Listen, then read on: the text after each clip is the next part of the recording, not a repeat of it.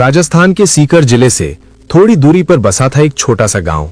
नाम था देवपुरा, जहां सुबह की शुरुआत शाम बाबा के जयकारों से होती थी और शाम को दीपक की लौ में लोगों की उम्मीदें झलमिलाती थीं।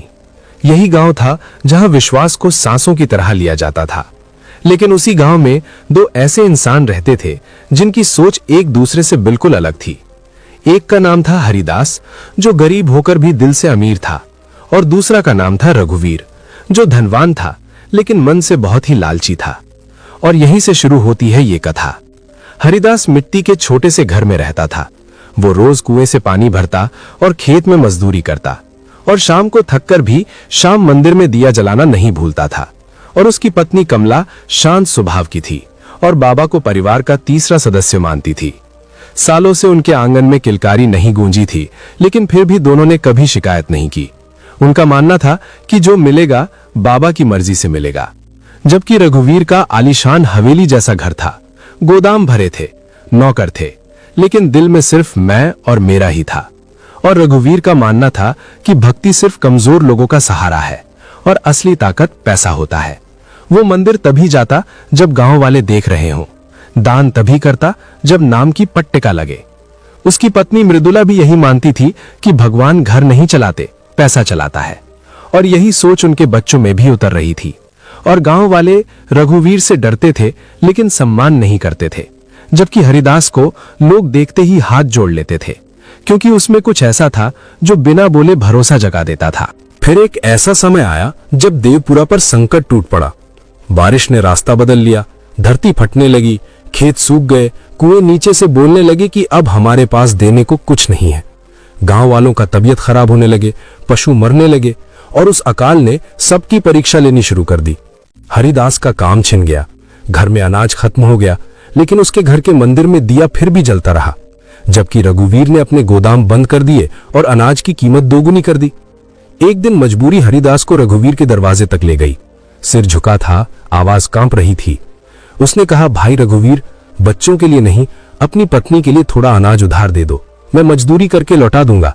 लेकिन रघुवीर हंसा और बोला, अकाल में भावुकता नहीं चलती हरिदास, और अगर तुम्हारा श्याम इतना बड़ा है तो उसी से मांगो।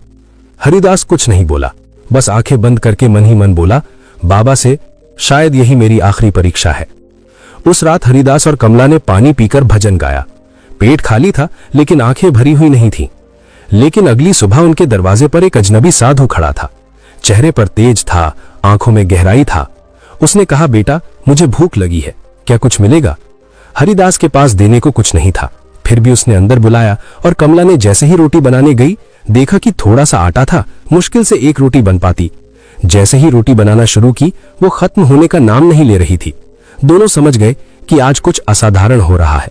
साधु ने भोजन किया और जाते समय एक लकड़ी का छोटा सा पात्र दिया और कहा, यह पात्र कभी खाली नहीं होगा, लेकिन बेटा याद रखना, यह सिर्फ सेवा के लिए है, व्यापार या घमंड के लिए नहीं है। और ये कहकर वो साधु वहां से चला गया। उसी दिन से हरिदास के घर से भूखा कोई नहीं लौटा। बिना नाम, बिना ढिंडोरा, बस चुपचाप मदद होने लगी। गांव वालों को आश्चर्य हुआ, लेकिन हरिदत्त ने कभी किसी को कारण नहीं बताया। वो जानता था कि बाबा की कृपा को शब्दों की जरूरत नहीं होती। जब ये खबर रघुवीर तक पहुंची तो उसके भीतर आग जल गई। उसे लगा उसका रुतबा खतरे में है। उसने अफवाह फैलाई कि हरिदत्त चोरी करता है। सरपंच को भड़काया, पंचायत बुलाई गई, पात्र सबके सामने रखा गया। जैसे ही रघुवीर ने लालच से उसे छुआ, धरती कांपी, पात्र राख हो गया, और उसी पल रघुवीर के गोदामों में आग लग गई। अकाल की रात में बारिश बरस पड़ी और देवपुरा को समझ आ गया कि श्याम चुप रहता है लेकिन अन्याय नहीं सहता। रघुवीर सब कुछ खो बैठा, परिवार छोड़ गया। एक दिन वही हरिदत्त के दरवाजे पर खड़ा था, सिर झुका, आंखें शर्म से भरी हुई।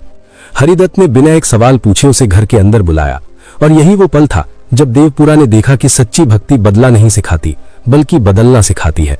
रघुवीर रो पड़ा। उसी दिन उसने श्याम को मानने लगा, और वर्षों बाद कमला की गोद भर गई। गांव वाले ने कहा, यह श्याम बाबा का प्रसाद है।